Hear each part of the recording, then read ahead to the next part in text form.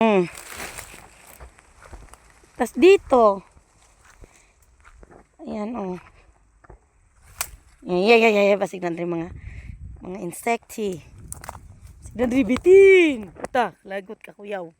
Ayan, isa pa dyan. Meron pa doon. Siyempre, ribon, day. Mubalik ko. Retreat. Balik mga higala. Oh, yan, oh. Wait lang. Pati yun sa nako, ha. Oh, i-post isa nako.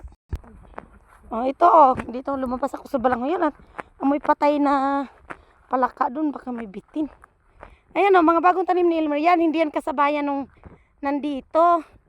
Oh, ayan, oh. Kaya nga kailangan siyang ipakultivate talaga.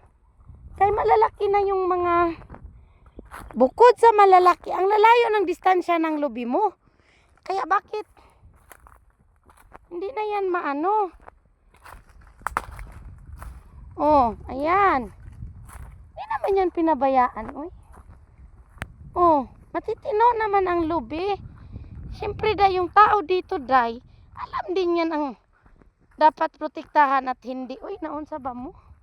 Oh, anong, oh, siyempre, hindi naman basta-basta lumaki ng ganun lang din kabilis. Lalo na't hindi naman siya taon-taon na nakukultivate. Hindi naman siya taon-taon nagagalaw ang lupa. Siyempre, matagal ang proseso ng paglaki. Oh, pero malaki naman na, oh.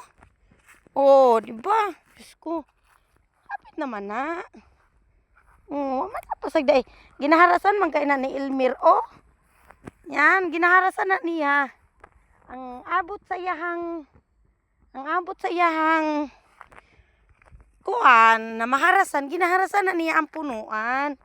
Pero syempre kaysa kadamo, di man gina niya malukipog, haras tanan, pero ginaharasan na niya. Oh, dito. Oh, ginaharasan na niya. Nasa gilid na ni ng ano, ha? Nasa gilid na ni ng kabasaan. Oh. Ayan. Oh, meron pa doon.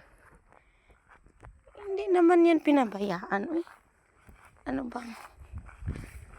Yung coral na yun, nasinend ko, nasira ng bagyo yun daw. Ng bagyo yun. Oh. Malalaki na yan.